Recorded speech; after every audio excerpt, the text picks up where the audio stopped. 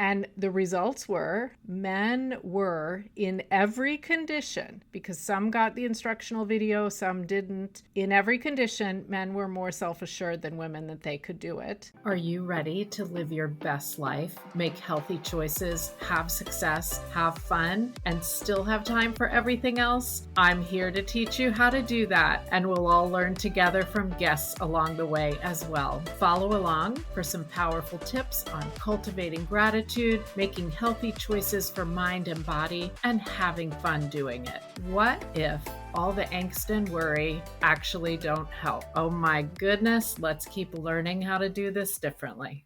OMG, hello, my friends. This week, we are talking about confidence, self-belief, self-worth, and how all of that ends up wrapping together with success. So no matter what your life situation, what kind of success you're looking for, I hope that there is something in here for you. And I have a fun little story for you as well. So I suspect that we have right now a split audience for this podcast.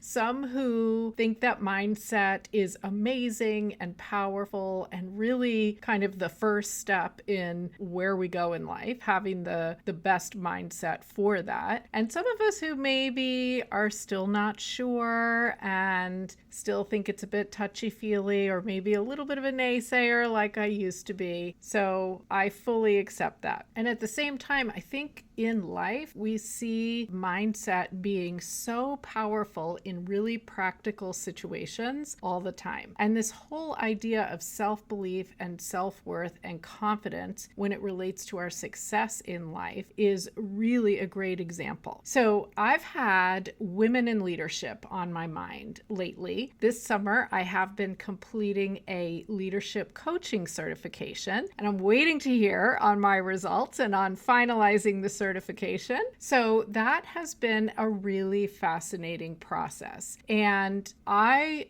just want to say to you, whether or not you have a day job, as I refer to kind of a corporate job or somewhere you have to go every day, or whether you are running all of your family stuff on a day-to-day basis, or whether you are doing both of those things, or whether you are working for yourself and you don't have anyone reporting to you at this time, whatever your situation is, leadership still applies to you, because the very first person that we lead is ourselves. And it has nothing to do with title, and it has nothing to do with money. Leading ourselves has to do with believing that we are worthy of success, believing that we can do what we set out to do, and having the confidence that goes along with that. Now, we don't want to have overconfidence and a big ego, I'll give you that, but having the confidence to go for what we want and go a little bit outside our comfort zone is where success tends to come from. So let's talk about how we can decide to go for new challenges. And I'll give you a couple of stories from my life and my experiences. And I'm going to also talk to you about an article that I found very interesting recently. So what we're talking about today is maybe applying for a new job, or maybe switching industries and trying to get your foot in the door in a totally different type of job or business than what you had been doing before, or getting involved in your community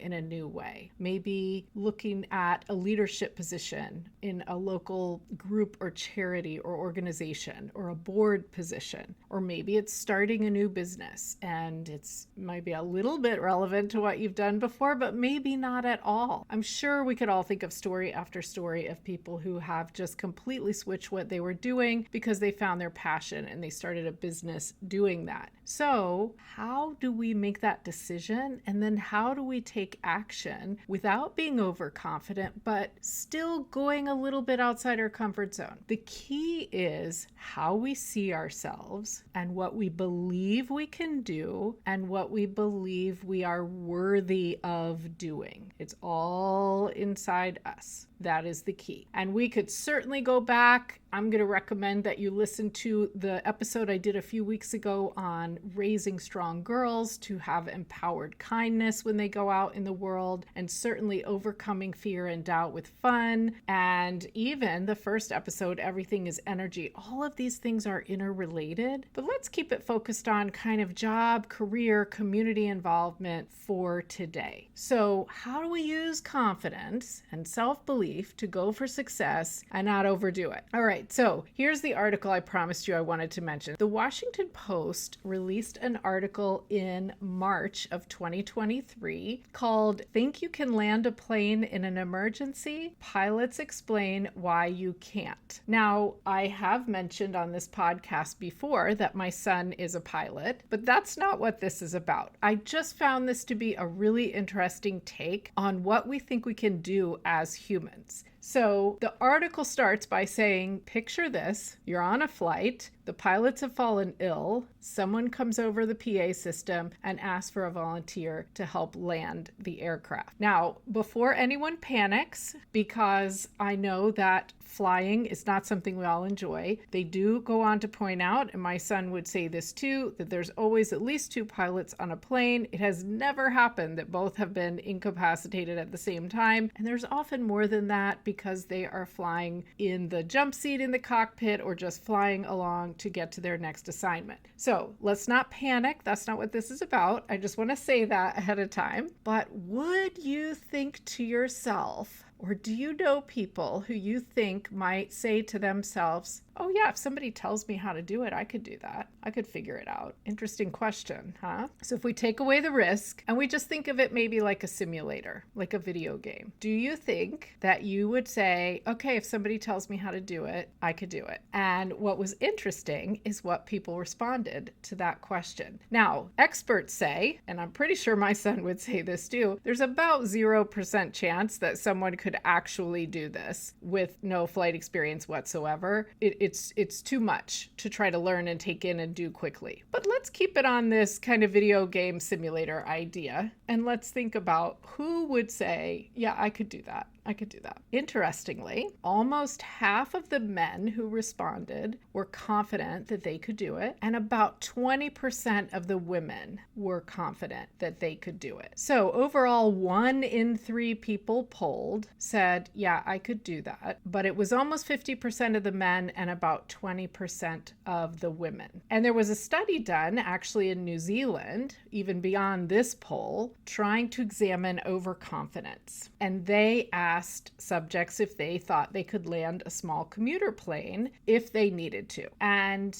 then they showed people an instructional video, and the instructional video really didn't teach them anything on purpose. And they wanted to see whether people thought they could do it. And the results were men were in every condition, because some got the instructional video, some didn't. In every condition, men were more self-assured than women that they could do it. But the people who watched the video were more confident, men or women, than the people who didn't. So what am I trying to say with all of this? First of all, I don't think any of us could land a plane if we aren't already trained to do so. So let's not try it. Although, hey, why not try a simulator sometime if you have access to it? That would be fun. Second of all, it seems like maybe as women, and I understand I'm speaking to men and women, but let me just speak to the women for a second. Maybe as women, we tend to hang back a little bit in terms of sticking our necks out and saying, yes, I can do that. Yes, I can handle that. Yes, I can, maybe even, yes, I can learn how to do that. And that is a wild generalization, which may not be true for you at all, but it's interesting how the data has shown that in studies like this. So this is just a fun little topic, and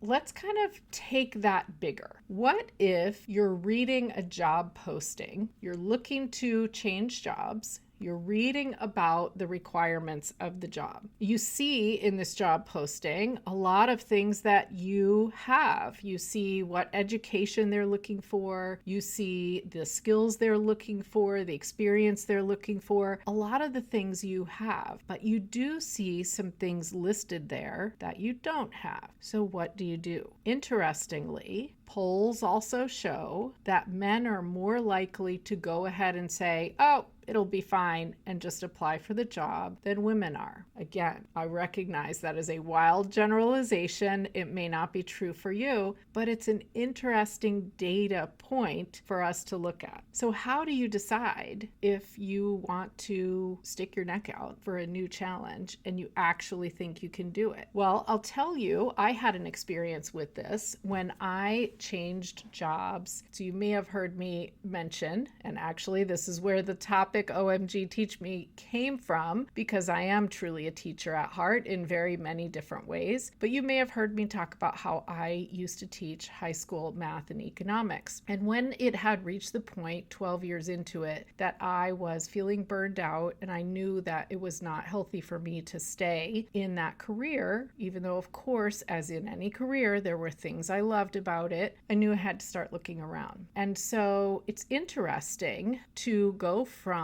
education into other parts of the corporate world. And even more interesting because in my case, I had been in the corporate world before I was a teacher. I had switched careers to teach while my kids were growing up. Again, it was a fantastic decision at that time. And now I wanted to go back. So I found a job that seemed like a great fit. It was training in a corporate environment in the airline industry, which is the industry I was in before I was teaching, not as a pilot or a flight attendant, even though I was just talking about that. And I thought, well, what a perfect combination, because I am a trained teacher. This is a perfect combination. And I applied. And then I spent a few conversations with human resources, making sure that, yes, my skills would actually translate. And the piece of that was interesting was I never thought that would be a question they would ask me. Of course, my skills would translate. To me, it's not that different to teach a group of teenagers versus train a group of adults. Now, you may not agree with me. Obviously, I do treat different age groups differently, but there's still the issue of holding people's attention and making it interesting and breaking down the information into pieces so that they can be absorbed and learned. It's still the same skill set for the most part. So I was actually surprised that that was what they were questioning in looking at me for this job. So those are the conversations I had during the hiring process. And I was really more expecting to be asked about learning the technology when I had been out of the industry for such a long time and other things like that, not about how my teaching would adapt to training. It was an easy fit in my head. Now, I was successful. I did get that job. It did work out.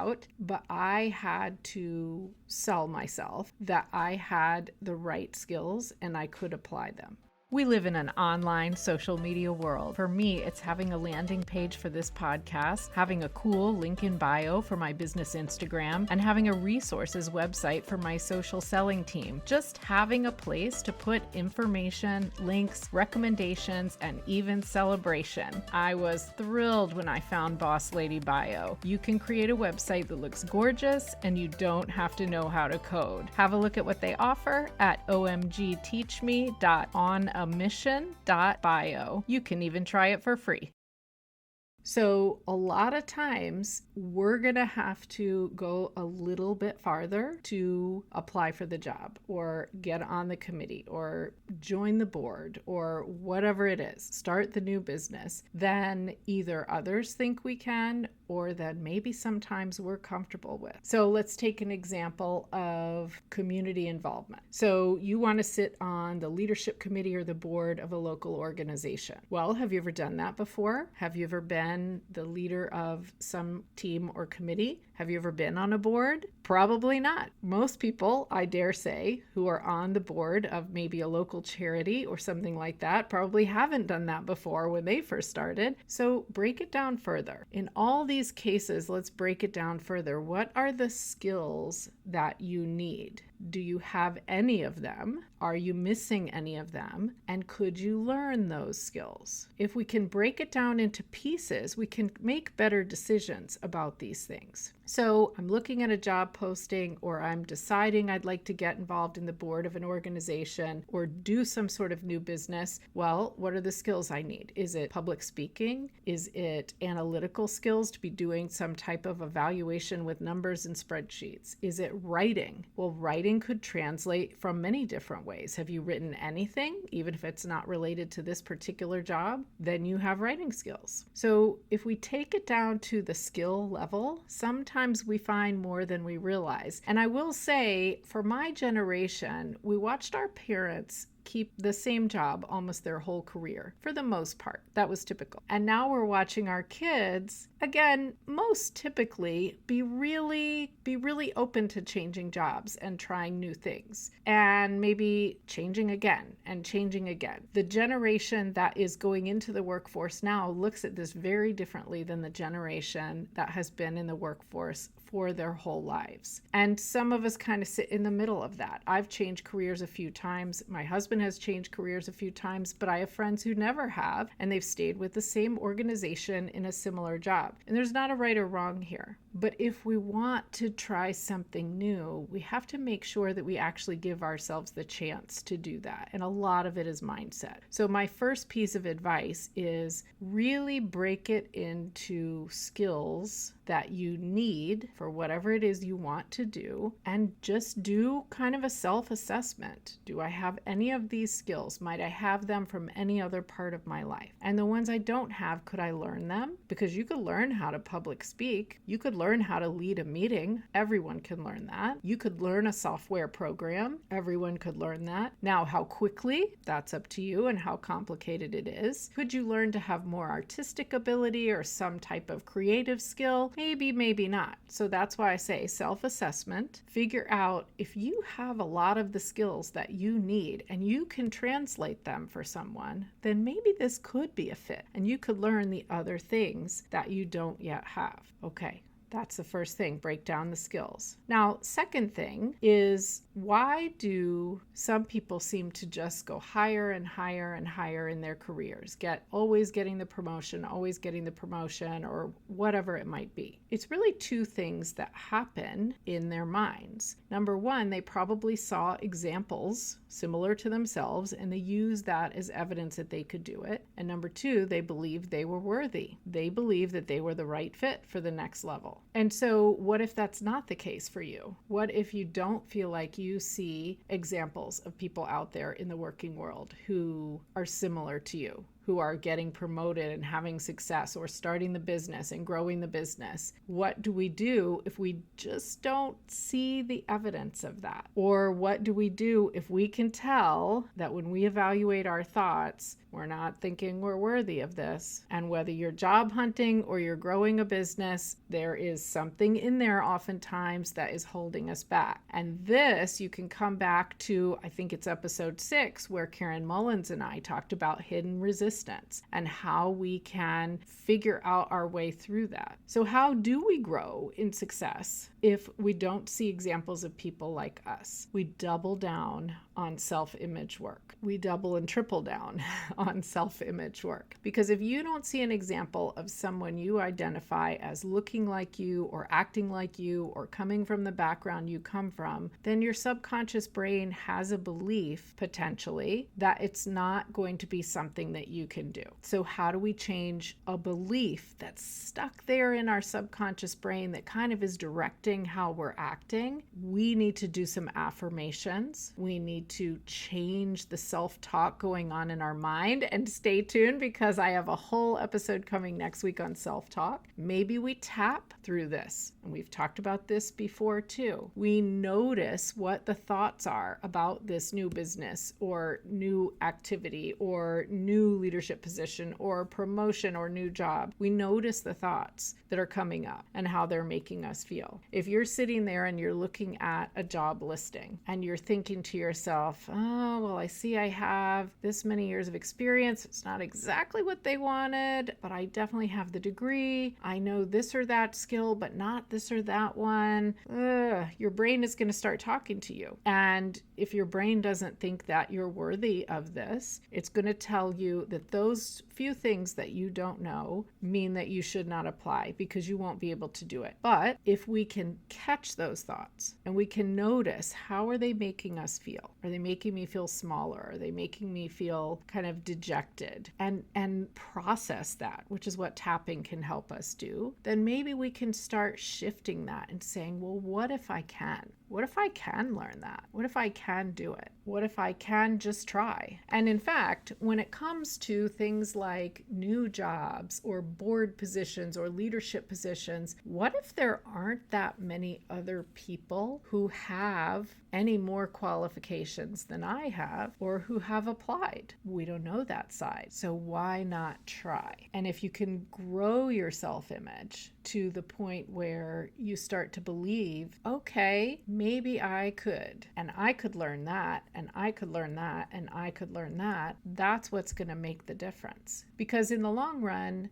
you'll hear over and over and over again that as long as we keep moving forward and enjoying the steps along the way, what we learn a lot from is not the successes, it's the failures. And I don't want to tell you to go for every job and go for every position and start every business just so you can fail. Obviously, that's not what we're saying. But if you apply for something, if you try for something, if you start something and it doesn't work out, then we always learn something. And that's hard to take, especially for somebody like me. If you're anything like me, you don't like for that to happen. I'm sure most of us feel that way. And at the same time, maybe we learn what we don't want to do. I used to say this to my daughter all the time when we were looking at colleges. It's equally as valuable to go on a college tour, in my mind, and find that you don't like it and don't want to go there, as it is to go on a college tour and find that you do like it and you do want to go there. So it's worth it either way. We're gathering information. We're gathering information when we apply for jobs and see what happens, when we go on interviews and see what happens, when we learn new skills, when we work on this self-image that we have about whether we can do something and step out and try something new. And I'm going to add to that another article that I recently saw in Forbes, and this is from way back in 2017. It was February of 2017. That is called In Defense of Enthusiasm: Why You Need to Be Saying Wow. And so, interestingly enough, this was talking about podcast hosts. And as they interviewed guests, the two hosts, who happened to be women, were often saying to the guest, oh, wow. When the guest was telling them some interesting information or they were learning something new, they were saying, wow. And they were really enthusiastic and excited. And they got a review saying, I wish they didn't say wow all the time. It makes them sound not so serious. Well, their response was that enthusiasm is appropriate. It's appropriate when we're meeting new people. It's appropriate when we're learning new skills. It's appropriate when we're trying for new challenges. It's appropriate to be interested in things and be open to thinking that something really is powerful. Now, we don't necessarily want to do it constantly. I'll give you that. If you walk into a job interview and just say, wow, wow, wow, oh my gosh, the whole time, that's not demonstrating our knowledge, but showing enthusiasm about the new challenge, the potential job, the potential situation is valid. So allow some of your personality to come through. I'm not saying not to do that. And hopefully I do that on a regular basis. Be yourself as much as you can. Break down the skills that you need for whatever new challenge you're thinking about and you're kind of stopping yourself from going ahead with. Do an evaluation of those skills. What do you know? What could you learn? What are you missing? Ask yourself what examples you've seen as evidence that someone like you could do this. Ask yourself, do I believe I'm worthy of this? Do I believe I could be successful there? And catch the thoughts that come out when you ask yourselves those questions, because that's where the resistance is sitting, deep in our subconscious. And if we journal on that, or do some tapping, or think about how we can change those thoughts to maybe say, maybe I can do it. It's going to be powerful in just allowing ourselves to say, you know what, I could apply for that. I could try for that. I could raise my hand and volunteer to do that. I could speak on that. I could do a training on that. You don't have to be perfect. You don't have to be the expert in it, but maybe you can share your experience. And a lot of that comes from just having self-belief that what you know can be valuable. So I hope this was helpful. It's wrapping up a lot of things we've talked about in some other episodes. I don't recommend anyone go out there and try to land a plane, but it's an interesting example to think about as to why we would say we would or why we would say we couldn't. And OMG, I'll see you soon. I sure hope you enjoyed today's episode. OMG, I would be so honored if you would take a moment, leave a rating, and leave a review. Let's get this message out further into the world. Make sure you've subscribed as well, and why not grab a screenshot and share it on your social media. Now it's time to head down to the show notes and see the resources I mentioned. Go find what you love.